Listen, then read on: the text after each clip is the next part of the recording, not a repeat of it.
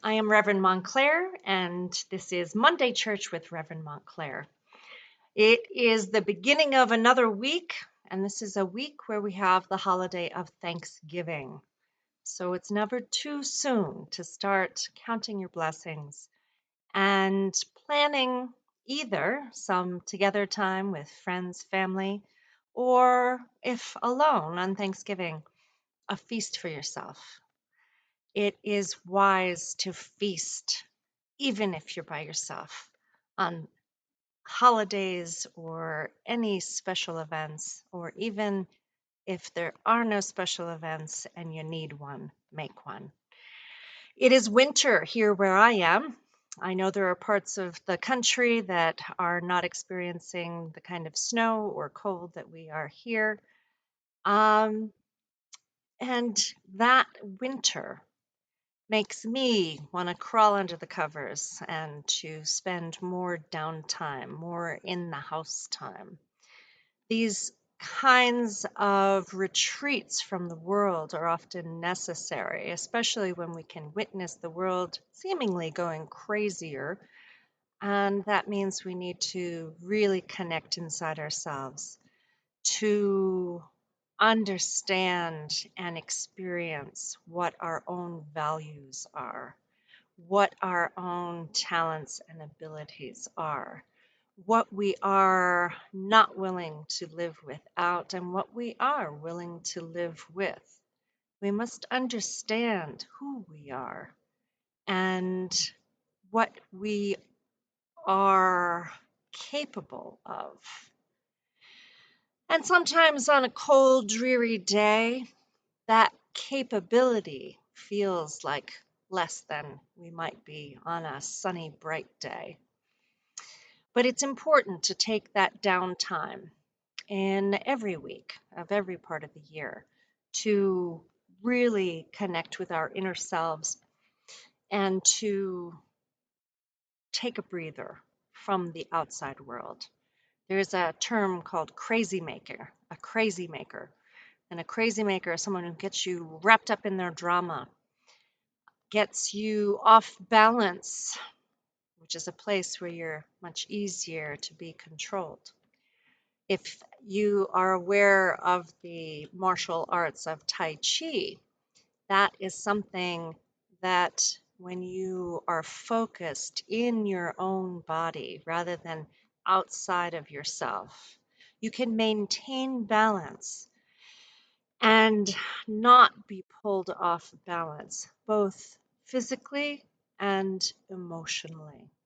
So when you ground yourself in your innermost self and in the core of this earth, you are much more secure and solid and not to be messed with. And that's an important stance to have especially when the world seems to be doing its darndest to pull us off balance, to pull us out of ourselves, to perhaps even make us feel less than who we are and what we are. All of the externals aside, it all begins and ends within. We must focus on our own center, and that is not in our head. It is not in some thought-provoking ideology, but again, I bring us back to the heart. Your heart is that which connects you to the electrical pulses of the planet and of every living thing on it. There are vibrations that come from our own heartbeat and are received from the heartbeat and vibration of others. If you are around people of a low vibration, which may not be specifically the rate at which their heart is beating, but it may have more to do with some emotional intensity or emotional depression, physical depression. These have an effect on each of us. We have to be careful with the company that we keep. And we have to be careful of the media we consume, not whether or not it's true, but whether how it affects us internally. Because we cannot be effective if we are not taking care of ourselves. We cannot be at our best if we are not at our strongest, at our most honest, at our most clear-minded and clear-hearted. So there's a lot that needs to be eliminated when we need to turn inward and focus within. So it's not just staying in, cozying down, but it's turning off the noise. And that could be the radio, it could be the news, the television, to really listen in, to be able to listen to that heart, the connection to the divine. A lot is said in the Bible about going into the desert and there being able to hear God's voice. God's voice is present as long as we make space to listen. And if you don't believe in God as an external, that's okay, because the divine is in and of everything and everyone. And the more we quiet, the more we still ourselves, our minds, the more we can listen. The distractions are many. And the intention of distraction is very prevalent in our society. To grab attention, to grab your money, to grab your values, to grab your thoughts is a very intentional pursuit of many in our advertising world, of our commercial world, where it seems everything is for sale and everyone, it seems, has their price, or so they say. So, what is your price? What is the price of your peace? Can you buy peace? Can you breathe your way to peace? Can you communicate your way to peace with yourself, with others, with the divine, with the earth, with the animals? What is the price of peace? When I see this march of masked Nazis in the news in Ohio a couple of days ago, it can throw me off my center. The anger, the inappropriateness I witness of that in a country that is supposed to be for all of us. The kinds of rhetoric being spoken about in the news, it can throw me off center.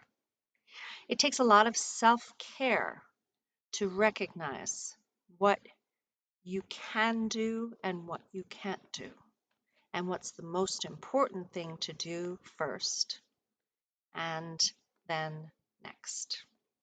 One of the most important things to do is to take care of yourself, to take care of your peace, to take care of your inner strength, to take care of your inner moral compass for yourself, not for others, for yourself.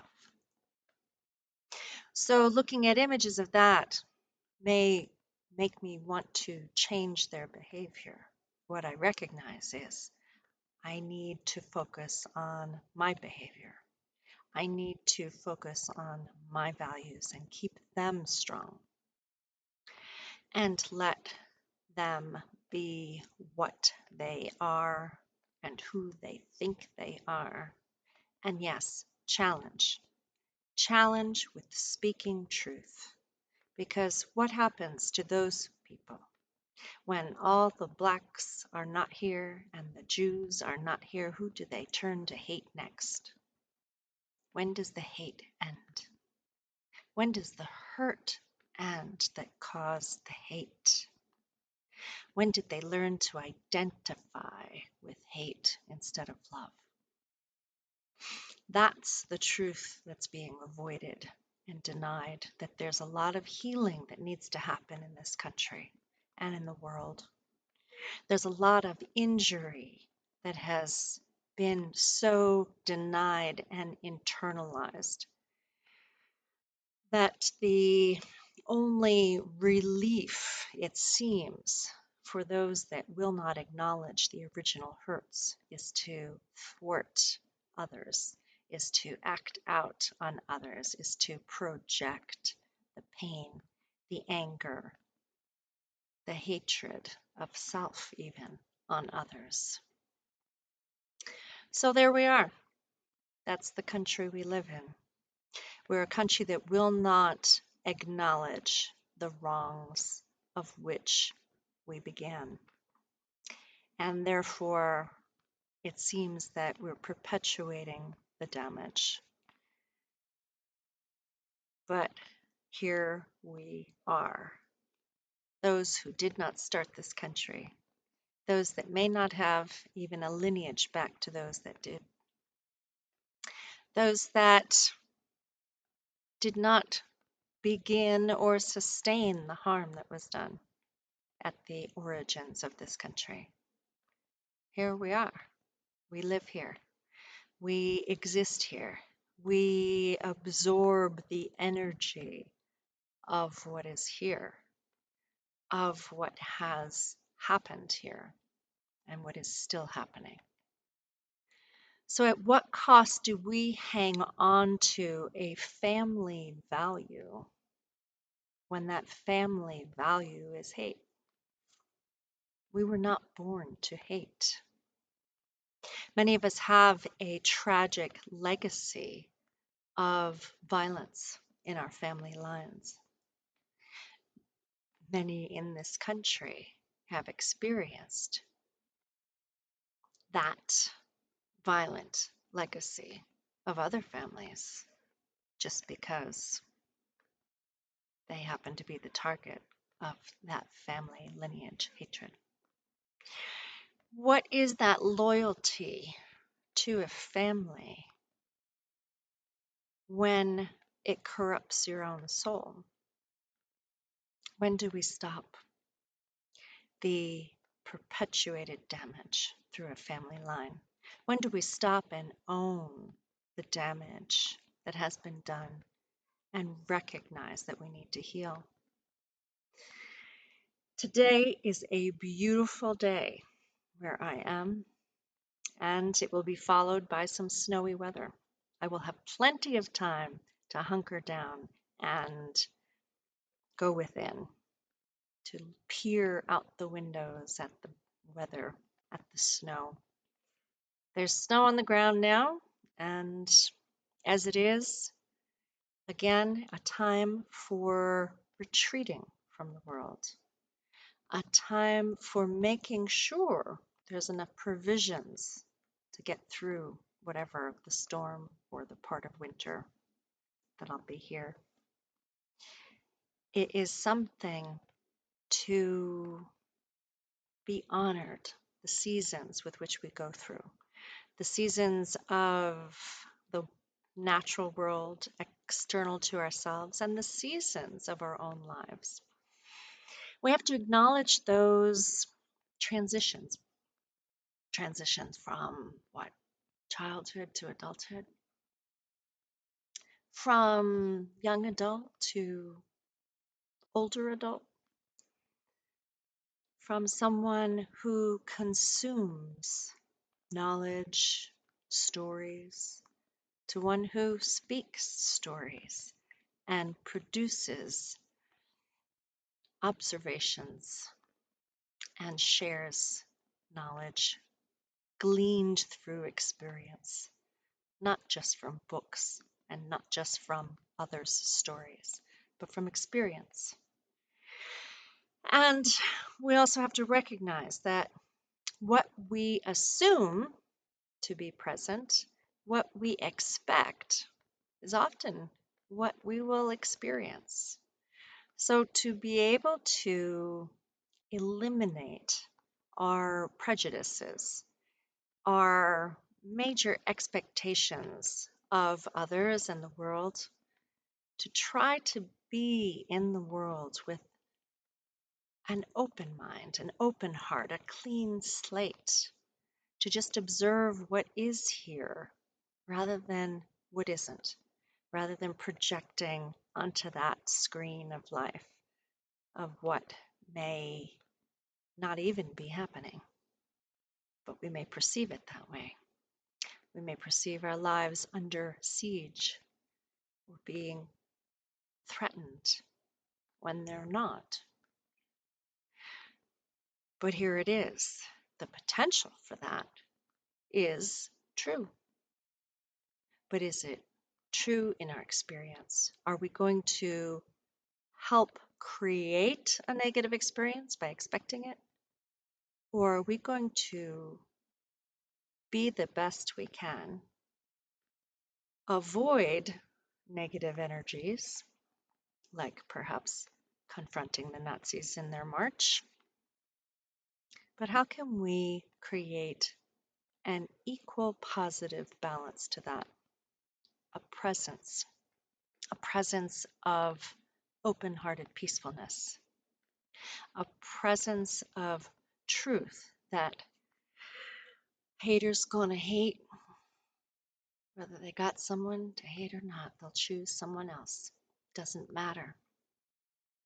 It's easy to prey on those that have been victimized before. So it is very important for us to never identify with being a victim, because every victim needs its victimizer. So what energies are we entering the world with at this time of great change? Not only is it great change socially, but great change in our environment as well. How clear-headed and clear-minded and clear-hearted can we be meeting all of the challenges ahead? We've got to take that time to step back from the world and the runaway train of the narrative in the news, in politics, in the world wars, in the economic network that is woven such a tight web that many of us are not capable of being part of that. Who are we and where are we? Sometimes the most important thing in the whole wide world is just to be kind. Kind to ourselves, kind to those within our presence, wherever and whomever they may be. Whatever they believe or don't believe, be at your best. And sometimes that means standing up for yourself, standing up for your rights, claiming what is yours, and understanding that it's not your job nor possible for you to heal all the brokenness of this world. But you can choose to heal yourself if healing is what you need. And when you stop projecting your hurts and your angers and your position of being a victim on the world is when you can begin to heal. And all of us, on some level, need healing. And that means when we look around, we can perhaps have a little more compassion for the brokenness that is pushing its way out into the forefront of this world, because it is from brokenness. We were not born to hate, we were born to love. And if we were not taught to love, it's a long road of healing, but it's still possible. Yet, people cannot heal what they cannot see. And if they cannot see themselves, will not own the damage that's been done to them, they will not acknowledge that there have been wrongs that change them dramatically.